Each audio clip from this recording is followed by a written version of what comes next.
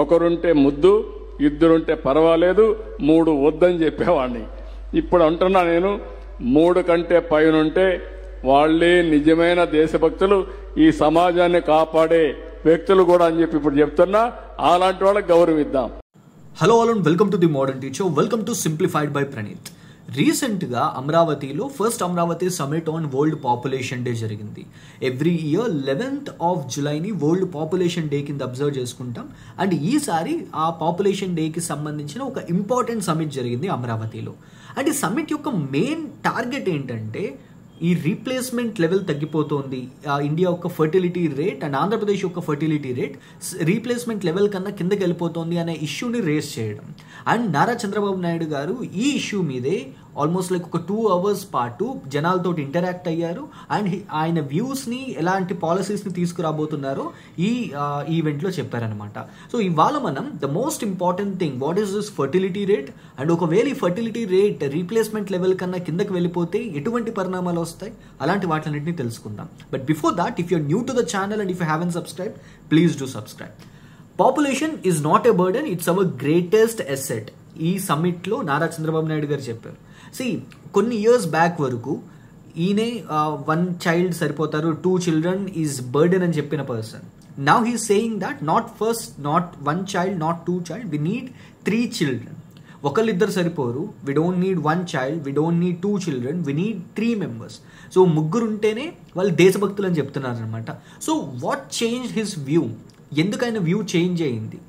So is it just a political gimmick or do we have a proper backing for his words? So దాని గురించి కూడా తెలుసుకుందాం. Next, Andhra Pradesh chief minister Chandrababu Naidu flags లో sub replacement fertility rate rising population of aged. అంటే old age వాళ్ళ population అనేది పెరిగిపోతుంది and Andhra Pradesh యొక్క ఫర్టిలిటీ రేట్ అనేది సబ్ రీప్లేస్మెంట్ లెవెల్కి పడిపోతుంది అని అంటున్నారు. So what is this? ఎందుకు 2.1, what is this 2.1 and what is this 1.7? వీటన్నిటి గురించి కూడా మనం ఈ వీడియోలో తెలుసుకుందాం. Now first let us try and understand what is this total fertility rate. ముందు మనకి ఈ 2 డెఫినేషన్స్ తెలిసాయి అనుకోండి, మనకి వీడియో క్లియర్గా అర్థమవుతుంది. సో ఫస్ట్, ఫర్టిలిటీ రేట్ అంటే ఏంటి? The average number of children that would be born to a woman over her lifetime during her reproductive years. In జనరల్గా రిప్రొడక్టివ్ ఇయర్స్ అంటే up to the age of 49 or 50 years వరకు ఉమెన్కి. So ఈ period of time వరకు ఒక healthy women ఎంతమంది చిల్డ్రన్స్కి, ఎంతమంది బిడ్డల్ని కనగలదో దాన్నే మనం టోటల్ ఫర్టిలిటీ రేట్ అంటాం. సో తెలుగులో రఫ్గా ఆ మీనింగ్ వస్తుంది. The average number of children that would be born to a woman over her lifetime during her reproductive years. So యావరేజ్గా ఎంతమంది పుడతారు. సో కంట్రీ యావరేజ్ పాపులేషన్ గ్రోత్ని ఈ టోటల్ ఫర్టిలిటీ రేట్ తోటి మనం సింక్ చేయొచ్చు అనమాట. ఓకే, ఇప్పుడు ఈ పాపులేషన్ అనేది ఒక స్టెబిలిటీ తోటి వెళ్ళాలి అని అంటే మనకు ఒక రీప్లేస్మెంట్ లెవెల్ రావాలి. సో సింపుల్గా చెప్తాను, ఇప్పుడు ఒక పర్సన్ పుడతాడు, పుట్టిన తర్వాత అతను ఉద్యోగం చేస్తాడు, ఉద్యోగం చేసిన తర్వాత ఒక 70 ఏళ్ళో 80 ఏళ్ళో ఆ ఏజ్ వచ్చాక చచ్చిపోతాడు. ఇప్పుడు ఆ పర్సన్ ఒక కంట్రీ వర్క్ అవ్వాలి అని అంటే we need good working age population కదా. ఒక 20 years నుంచి 40 years or 50 years వాళ్ళు ఉన్న వాళ్ళు ఉన్నారనుకోండి, ఎక్కువ మంది వాళ్ళు ఉంటే కంట్రీ యొక్క ఎకనామిక్ యాక్టివిటీ బాగా ఉంటుంది. ఓకే, ఒక కంట్రీ గ్రోత్ అవుతూ ఉండాలి అని అంటే వి నీడ్ యంగ్ పాపులేషన్. ఇప్పుడు ఈ యంగ్ పాపులేషన్ రావాలి అని అంటే ఓల్డ్ పాపులేషన్ వెళ్ళిపోతున్నప్పుడు, ఓల్డ్ పీపుల్ చనిపోతున్నప్పుడు కొత్త వాళ్ళు యాడ్ అవుతూ ఉండాలన్నమాట. అది ఎంత రేట్ తోటి యాడ్ అవ్వాలి, దాన్నే మనం రీప్లేస్మెంట్ లెవెల్ అంటాం. అంటే ప్రతి కంట్రీ ప్రాపర్గా గ్రోత్ అవుతూ వెళ్ళాలి అని అంటే ఫర్టిలిటీ రేట్ 2.1 ఉండాలి. ఆ కంట్రీలో ఏదైనా ఒక కంట్రీ XYZ, ఏ కంట్రీ అయినా, ఇండియా కాదు ఏ కంట్రీ అయినా, ఆ కంట్రీలో పాపులేషన్ గ్రోత్ అనేది పాజిటివ్గా ఉండాలి అని అంటే ఆ కంట్రీ యొక్క ఫర్టిలిటీ రేట్ 2.1 ఉండాలి. దీన్నే రీప్లేస్మెంట్ లెవెల్ అని అంటాం. So fertility rate of 2.1 is considered as replacement level as it will stabilize the population growth. So population growth అనేది పాజిటివ్గా ఉండాలి అని అంటే పైకి వెళ్తూ ఉండాలంటే అప్పుడు అంటే ఎక్కువ అయిపోకూడదు, ఎక్సెస్ అవ్వకూడదు, ఎంత ఉందో అంతే ఉండాలి, స్టెబిలైజ్డ్గా ఉండాలి, కిందకి తగ్గిపోకూడదు. దాన్ని మనం రీప్లేస్మెంట్ లెవెల్ అంటాం.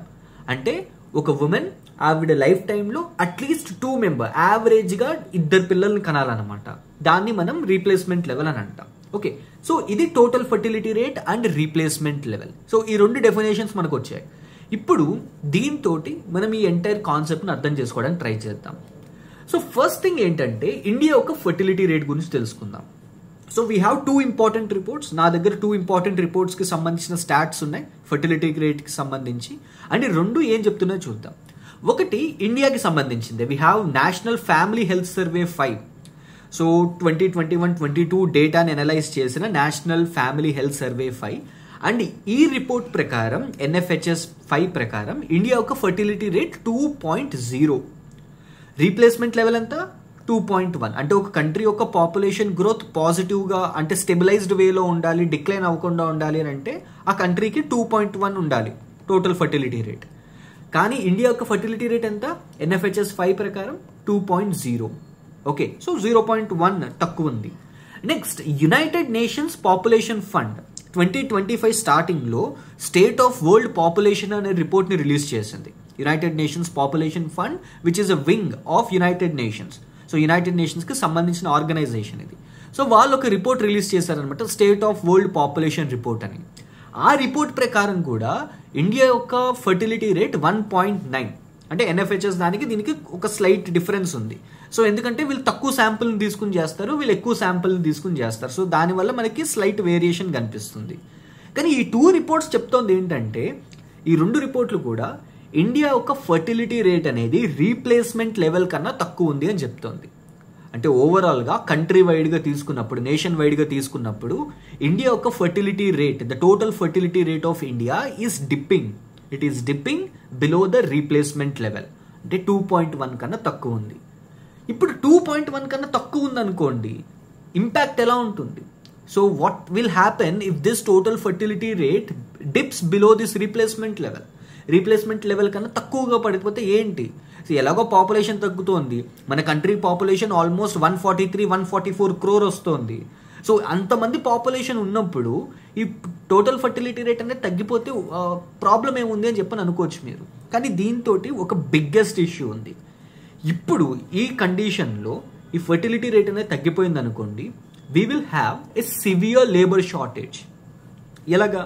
ఇప్పుడు నా ఏజ్ 26 years అనుకుందాం, or me age 25 years or 24 years, 30 years, 32, 35, so what ever it is. So మనం వర్కింగ్ ఏజ్ పాపులేషన్, ఓకే, మనమంతా వర్కింగ్ ఏజ్ పాపులేషన్. ఈ కంట్రీ మన వల్ల రన్ అవుతుంది. ఇప్పుడు మనం పని చేయకుండా ఇంట్లో కూర్చున్నాం అనుకోండి, ఈ కంట్రీ యొక్క ఎకనామిక్ స్టెబిలిటీ అనేది తగ్గిపోతుంది.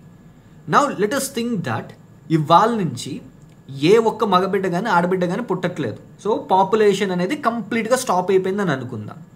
సో రేపటి నుంచి ఇంక ఎవరు పుట్టరు.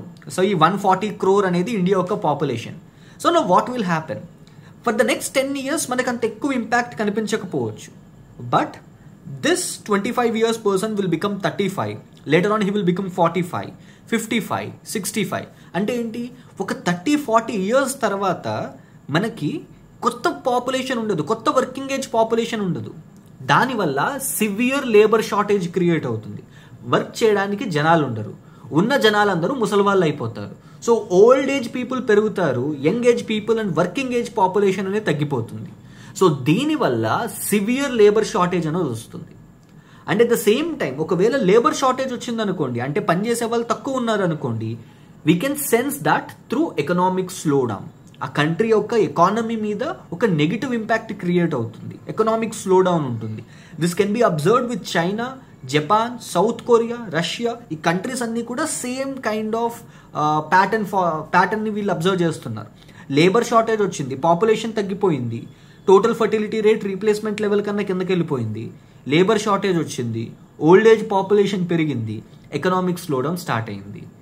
And another one more important thing ఏంటంటే బర్డెన్ ఆఫ్ జెరియాట్రిక్స్, అంటే ఓల్డ్ ఏజ్ పీపుల్ యొక్క బర్డెన్. సో వాళ్ళని ఏం చేస్తారు?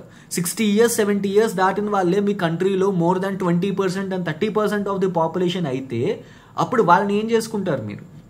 Right, government need to pay pensions to them, right. So present policies ప్రకారం అయితే వాళ్ళకి పెన్షన్ ఇవ్వాలి. So most of the government's budget will go to their policies, their pensions, right. So ఈ burden of geriatric అనేది పెరుగుతుంది అనమాట. Old age people యొక్క population పెరిగితే సో ఇలాంటి ఇంకో ఎడిషనల్ బర్డెన్ క్రియేట్ అవుతుంది. And at the same time urban and rural disparity, అర్బన్లో యంగ్ పాపులేషన్, రూరల్లో ఓల్డ్ ఏజ్ పాపులేషన్, ఇలాగా ఒక అర్బన్ అండ్ రూరల్ డిస్పారిటీ కూడా క్రియేట్ అయ్యే ఛాన్సెస్ ఉన్నాయి ఒకవేళ ఈ టోటల్ ఫర్టిలిటీ రేట్ అనేది రీప్లేస్మెంట్ లెవెల్ కన్నా కిందకి వెళ్ళిపోతే. అంటే సింపుల్గా చెప్పాలంటే ఒక కంట్రీ యొక్క ఎకానమీ అనేది మొత్తం అంతా డిస్టర్బ్ అయిపోతుంది. సో డెమోగ్రఫీ మీదే, పాపులేషన్ మీదే ఒక కంట్రీ యొక్క ఎకానమీ అనేది డిపెండ్ అయి ఉంటుంది. ఆ కంట్రీ యొక్క గ్రోత్ అనేది పాపులేషన్ మీద డిపెండ్ అయి ఉంటుంది. So here I have few things. ఇది ఓన్లీ ఇండియా ఒకటే ఫేస్ చేస్తున్నది కాదు. ఇప్పుడు నేను చెప్తున్న టాపిక్ కూడా జస్ట్ ఇండియాకి రిలేటెడే కాదు, it is related to all the countries. So firstly మనం ఉన్న టాప్ 4 చూద్దాం. First South Korea 0.8 fertility, China 1, Japan 1.2, Russia 1.5. So మనం ఈ 4 కంట్రీస్ ఎగ్జాంపుల్ తీసుకున్నాం అనుకోండి, we can sense it. South కొరియాలో almost like so we have this thing, shrinking aging population makes South Korea super aged society. Almost 20% of the South Korean population is above 60 years. 60 years అంటే మీరు అనుకోవచ్చు మిగిలిన 80% అంతా కూడా below 60 ఉంది కదా అని చెప్పి. No. So even their population is just 40 to 60 మధ్యలోనే ఇంకొక 30 to 40% మెంబర్స్ ఉన్నారు. సో దీనివల్ల ఏమవుతుంది, ఆ కంట్రీలో వర్క్ చేసే వాళ్ళు తక్కువ. ఒక సర్టెన్ ఏజ్ వచ్చిన తర్వాత వర్కింగ్ ఏజ్లో వీళ్ళని ఉంచడానికి లేదు, ఎందుకంటే ప్రొడక్టివిటీ ఉండదు కదా. ఓకే, సో 20 నుంచి 60 years వరకు ఉన్నారనుకోండి, అట్లీస్ట్ కొద్దిగా కాకపోతే కొద్దిగా 60 పక్కకు పెట్టండి, 50 years వరకు ఉన్నారనుకోండి, ప్రొడక్టివిటీ అనేది బాగుంటుంది. But once after crossing this 50 productivity అనేది తగ్గిపోతుంది. ఓకే, సో అందుకే మనం 60 అనేది రిటైర్మెంట్ ఏజ్ కింద పెడతాం. So shrinking aging population makes South Korea super aged society. Next in the similar way China ఏం చేసింది, చైనాలో పాపులేషన్ బాగా పెరిగిపోతుందని in the end of this 20th century ఆ పాపులేషన్ కంట్రోల్ చేయడానికి they come up with something called one child policy. Okay, one child policy అంటే ఒక్కరికన్నా ఎక్కువ మంది పిల్లల్ని పుట్టించకూడదు అనమాట. సో ఓన్లీ వన్ చైల్డ్, ఒక ఫ్యామిలీని వన్ చైల్డ్ ఉండాలి. So they created massive campaigns దాన్ని పబ్లిసైజ్ చేయడానికి, పబ్లిసిటీని ఒక నేషన్ వైడ్ కింద చేసుకున్నారనమాట వాళ్ళు. సో దానివల్ల ఏమైంది, people they followed it very rigorously. So చాలా ప్రాపర్గా ఫాలో అయ్యారు చైనా వాళ్ళు. సో దాన్ని ఇంపాక్ట్ వాళ్ళు ఇప్పుడు ఫేస్ చేస్తున్నారు for the 3rd year continuously. So వాళ్ళ టోటల్ ఫర్టిలిటీ రేట్ అనేది డిక్లైన్ అవుతుంది. Now it is around 1. Country యొక్క పాపులేషన్ అనేది డిక్లైన్ అవ్వడం స్టార్ట్ అయింది. Right, so previously it was at around 141 crore. Now it is at around 139 crore. అంటే సంవత్సరానికి 1 crore తగ్గిపోతుంది. And at the same time ఆ కంట్రీలో ఓల్డ్ ఏజ్ పాపులేషన్ పెరుగుతోంది, యంగ్ ఏజ్ పాపులేషన్ తగ్గుతోంది. ఏ country which is well known for industries and factories. మొత్తం ప్రతి country మొత్తం అంతా కూడా ఫ్యాక్టరీస్ తోటి నిండింది. కంట్రీ అంతా కూడా మోస్ట్లీ వర్కింగ్ ఏజ్ పాపులేషన్ తోటి ఉన్న కంట్రీ ఇప్పుడు పాపులేషన్ డిక్లైన్ ఫేస్ చేస్తుంది. నా రష్యా లాంటి కంట్రీస్ ద నెక్స్ట్ లెవెల్కి వెళ్ళిపోయాయి. So in the year 2022 they launched a scheme called super mothers. Super mothers ఏంటంటే ఒక mother almost like 10 to 15 children at least వాళ్ళకి బర్త్ ఇవ్వాలన్నమాట. And they will be incentivised that, వాళ్ళకి డబ్బులు ఇస్తారనమాట ఎక్కువ మంది పిల్లల కంటే. Now they went to the next level. ఇప్పుడు ఏం చేస్తున్నారంటే even they are asking the school going girls, so వాళ్ళని పిల్లల్ని కలమని డబ్బులు ఇస్తున్నారు అనమాట. So it is a controversial scheme. So నా you can understand the gravity of the situation here. ఇది ఎంత ఇంపాక్ట్ క్రియేట్ చేయగలదో మీరు అర్థం చేసుకోవచ్చు వీటితోటి. ఓకే, నా ఆంధ్రప్రదేశ్ ఇష్యూ ఏంటి? ఆంధ్రప్రదేశ్కి సంబంధించి సో NFHS 5 ప్రకారం, నేషనల్ ఫ్యామిలీ హెల్త్ సర్వే 5 ప్రకారం ఆంధ్రప్రదేశ్ యొక్క fertility rate 1.7 which is below this 2.1 కన్నా తక్కువ ఉంది. So we have this sub replacement fertility rate of 1.7. So 1.7. So దీనికి అసలు ఎందుకు 1.7లో ఉన్న రీజన్స్ చెప్పనా? 1, we championed population control measures during Indira Gandhi and later during Rajiv Gandhi rule when they were the prime ministers of India. So they followed these measures, population control మెజర్స్ని ఇండియాలో launch చేశారు, nation వైడ్గా లాంచ్ చేశారు. And at that time India followed it very very rigorously. So దానివల్ల ఏమైందంటే అప్పుడు మనం తీసుకున్న పాలసీస్ని ఈవెన్ ఇప్పటి వరకు కూడా మనం కంటిన్యూ చేస్తాం. So we controlled our population by different types of campaigns and policies. Okay, so దానివల్ల పాపులేషన్ అనేది కంట్రోల్ అయింది. Even Andhra Pradesh it did this mass sterilisation programmes, right? So we have this tubectomy and vasectomy programmes. So దానివల్ల ఏమైంది, population అనేది control అయింది. Next, increased women empowerment. Women empowerment increase చేయడంలో Andhra Pradesh it went to the next level. So we have this డ్వాక్రా groups లాంటివి. So women empowerment ఎక్కువ generate చేసాం. So that is actually a very positive thing. కానీ దానివల్ల ఒక negative కూడా జరిగింది, అది ఇప్పుడు మనం చూస్తున్నాం అనమాట. ఫర్టిలిటీ రేట్ అనేది తగ్గిపోయింది. వెన్ విమెన్కి ప్రీవియస్గా వాళ్ళకి ఛాన్స్ ఉండేది కాదు. So they don't have any word or వాళ్ళకి ఫ్యామిలీ డిసిషన్స్లో ఎక్కువగా వాళ్ళకి ఛాన్స్ ఉండేది కాదు. సో దానివల్ల it all completely use to be with the man. So వాళ్ళు ఎంతమంది పిల్లల్ని కనాలంటే అంతమందిని కనేవారు అనమాట. బట్ ఎప్పుడైతే విమెన్ని ఎంపవర్ చేయడం స్టార్ట్ చేసిందో గవర్నమెంట్, ఆర్ విమెన్ వాళ్ళంతటా వాళ్ళు సెల్ఫ్ హెల్ప్ గ్రూప్స్ని స్టార్ట్ చేసుకుని ఎప్పుడైతే ఎంపవర్ అవ్వడం స్టార్ట్ చేశారో, so then everything has changed. Then Andhra Pradesh 2 child policy of 1994. Andhra Pradesh local గవర్నమెంట్లో 2 కన్నా ఎక్కువ పిల్లలు ఉంటే వాళ్ళు కంటెస్ట్ చేయడానికి లేదు, పంచాయతీ ఎలక్షన్స్లో కానీ మున్సిపల్ ఎలక్షన్స్లో కానీ. సో ఇలాంటి పాలసీస్ అన్నీ కూడా ఈ ఫర్టిలిటీ రేట్ 1.7 వరకు రావడానికి రీజన్ అయ్యాయన్నమాట. ఓకే, నా దీనివల్ల ఇంపాక్ట్ ఏంటి? ఇందాక మనం ఫస్ట్లో డిస్కస్ చేసుకున్నట్టే లేబర్ షార్టేజ్ ఉంటుంది, ఎకనామిక్ స్లో డౌన్ ఉంటుంది, ఓల్డ్ ఏజ్ పాపులేషన్ యొక్క బర్డెన్ ఉంటుంది, అర్బన్ రూరల్ డిస్పారిటీ ఉంటాయి. బట్ వీటితో పాటు ఉండే ఇంకొక ఇంపాక్ట్ ఏంటంటే ఆంధ్రప్రదేశ్కి సంబంధించి పొలిటికల్గా ఒక పొలిటికల్ డిసడ్వాంటేజ్ ఉంది ఆంధ్రప్రదేశ్కి. ఏంటంటే we have something called delimitation commission. ఈ డీలిమిటేషన్ కమిషన్ ఏం చేస్తుందంటే లోక్సభకి, లెజిస్లేటివ్ అసెంబ్లీస్కి కాన్స్టిట్యూన్సీస్ని డిసైడ్ చేస్తుంది అనమాట. అదే డివైడ్ చేసి డిజైన్ చేస్తుంది. అయితే ఇప్పుడు ఆంధ్రప్రదేశ్లో we have only 25 Lok Sabha constituencies. Whereas in states like Uttar Pradesh, Bihar, Madhya Pradesh ఇలాంటి స్టేట్స్లో we can see the number going across 70s and 80s. So అక్కడ ఎందుకు అంత అన్ని లోక్సభ సీట్స్ ఉన్నాయి? రీజన్ ఏంటంటే అక్కడ పాపులేషన్ ఎక్కువ. అక్కడ పాపులేషన్ ఎందుకు ఎక్కువ? Because they didn't followed this population control measures. వాళ్ళు ఈ పాపులేషన్ని తగ్గించుకోవడానికి అసలు ఎప్పుడూ ట్రై చేయలేదు. ఇప్పుడు అది వాళ్ళకి ఇన్సెంటివ్ అయ్యింది. కానీ ఆంధ్రప్రదేశ్కి ఏమైంది? ఆంధ్రప్రదేశ్ పాపులేషన్ కంట్రోల్ చేసినా కానీ మనకి పాపులేషన్ బేసిస్ మీదే కాన్స్టిట్యువెన్సీస్ అనేవి డివైడ్ చేస్తారు, right? So delimitation commission population basis మీద డివైడ్ చేస్తుంది ఇవి. కానీ ఇప్పుడు ఏం జరుగుతుంది? ఈ పాపులేషన్ అనేది తక్కువ ఉండడం వల్ల ఆంధ్రప్రదేశ్కి మనకి లోక్సభలో తక్కువ సీట్స్ వస్తున్నాయి.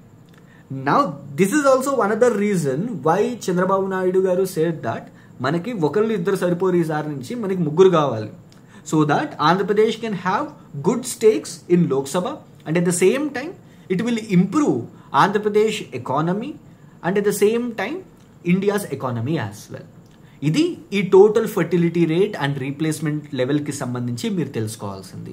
So if you found this video informative, please do like, share and subscribe the channel the modern teacher. Signing off your modern teacher.